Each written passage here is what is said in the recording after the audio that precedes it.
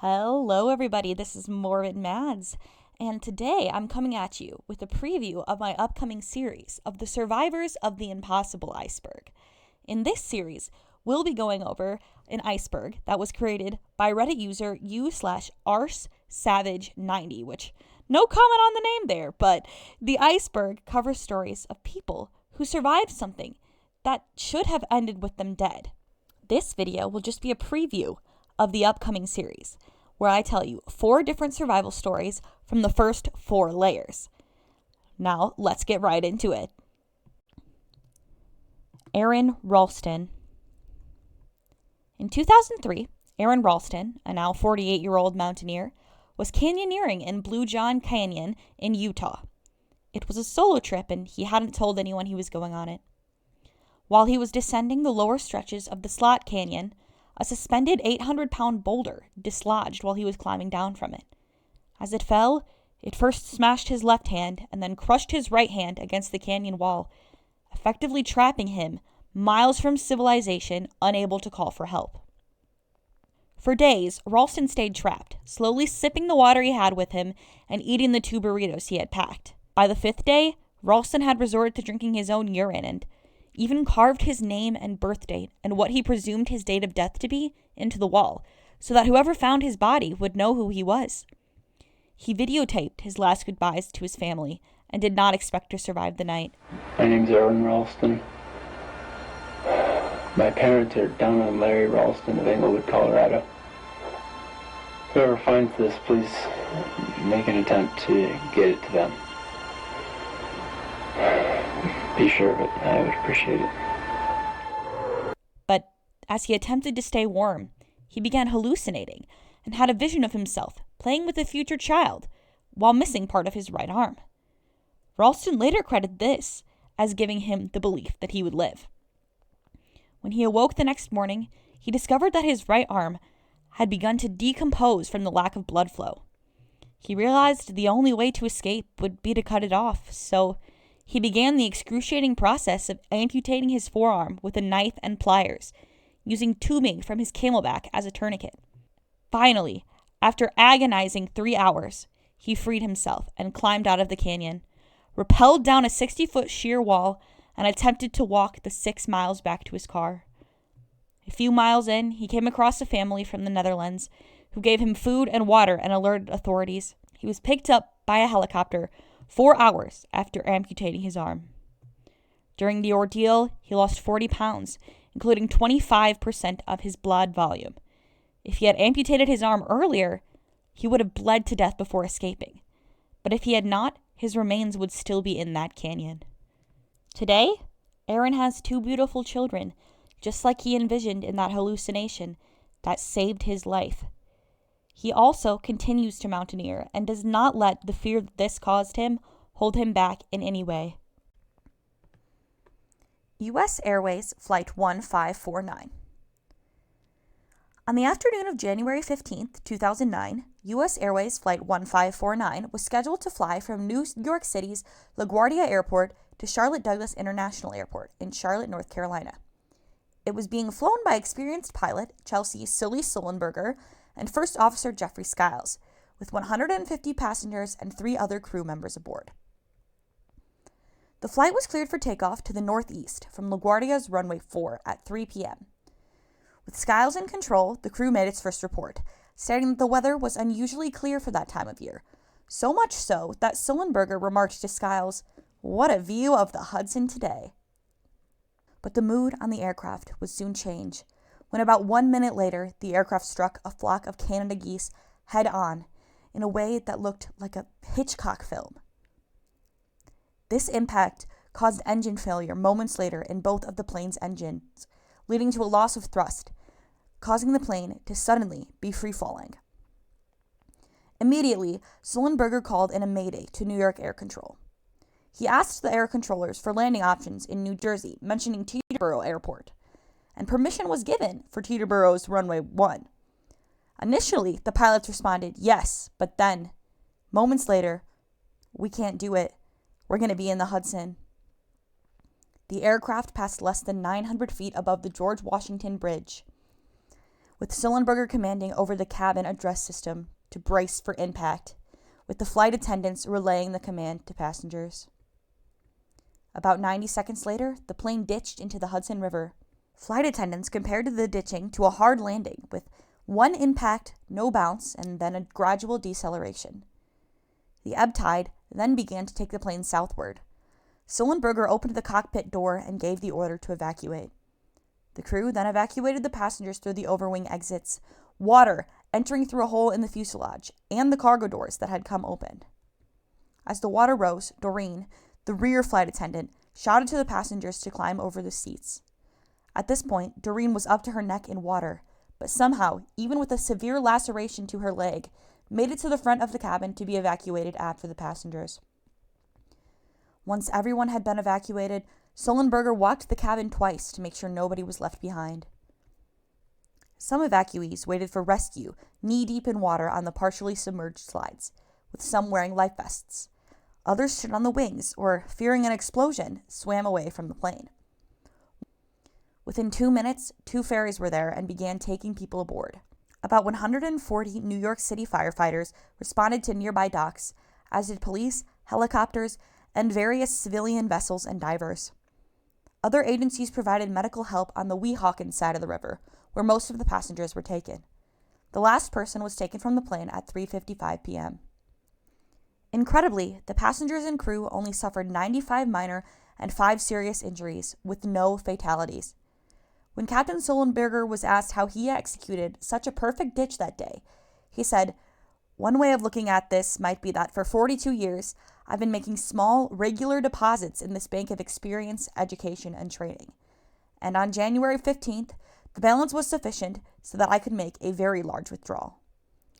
Thanks to Sullenberger and Skiles' incredibly fast thinking and bravery, no lives were lost that day.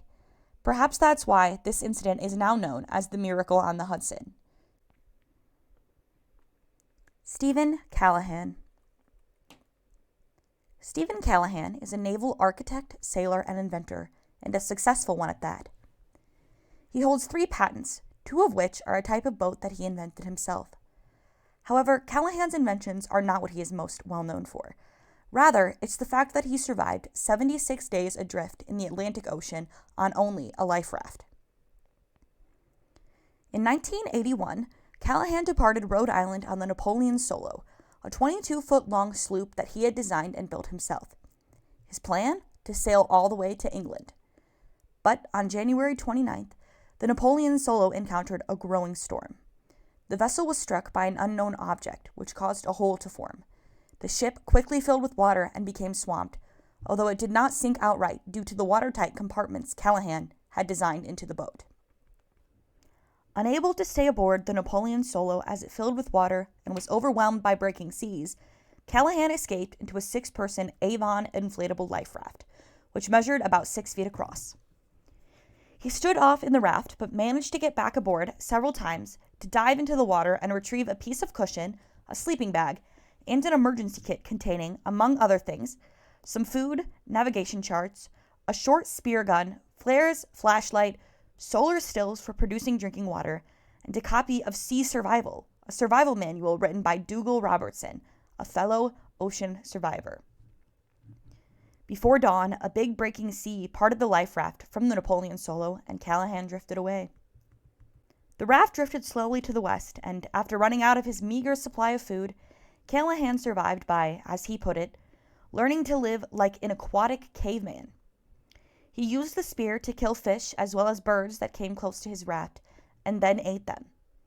He collected drinking water from the 2 solar stills and various improvised devices for collecting rainwater, which together produced an average of just over a pint of water per day. Callahan used a radio beacon and shot many flares, but he was unable to trigger a rescue. While adrift, he spotted 9 ships. However, from the beginning, Callahan knew that he could not rely upon rescue, but instead must, for an undetermined time, rely upon himself and maintaining a shipboard routine for survival. He regularly exercised, navigated, prioritized problems, made repairs, fished, improved systems, and built food and water stocks for emergency. During his long isolation at sea, Callahan faced sharks, raft punctures, equipment deterioration, his own physical deterioration, and mental stress. Finally, on the eve of his 76th day, Callahan spotted lights on the island of Marie Galante, which sits southeast of Guadeloupe. The next morning, fishermen picked him up offshore, drawn to him by birds hovering over his raft. Having lost a third of his weight and being covered with scores of saltwater sores, Callahan was taken to a local hospital and spent 6 weeks recovering.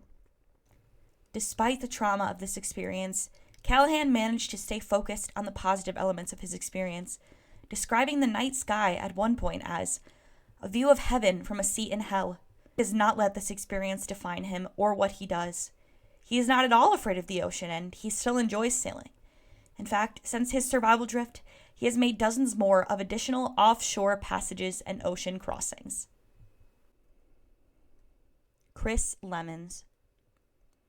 Chris Lemons has been a commercial diver for over 14 years and currently specializes in deep sea saturation diving, operating almost exclusively in the oil and gas industry. This highly specialized form of diving involves living in the claustrophobic confines of a decompression chamber for up to 28 days at a time, commuting daily to the seabed in a diving bell, and working at depths of up to 900 feet for 6 hours at a time. In September of 2012, Chris worked in the North Sea, diving from the ship the Bibi Topaz in a diving bell, repairing oil rig structures. But what started as a normal day at work ended in a drama that no one thought Chris would survive. Chris, with his colleagues, Dave Uasa and Duncan Alcock, were lowered 91 meters in their diving bell to fix a pipe on the seabed of the Huntington oil field, east of Peterhead in Aberdeenshire.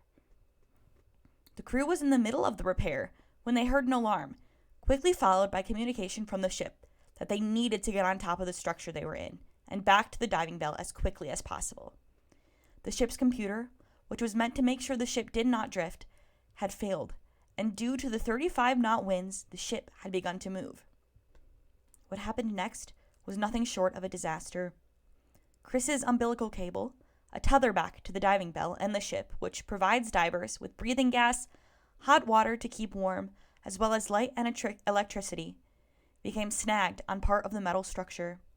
His colleagues tried to free him, but were unable to, and had to leave. The umbilical was pulled so tight, it was bending a stainless steel rack off of the wall in the diving bell. They were forced to leave him behind, 8,000 tons of ship pulling against him.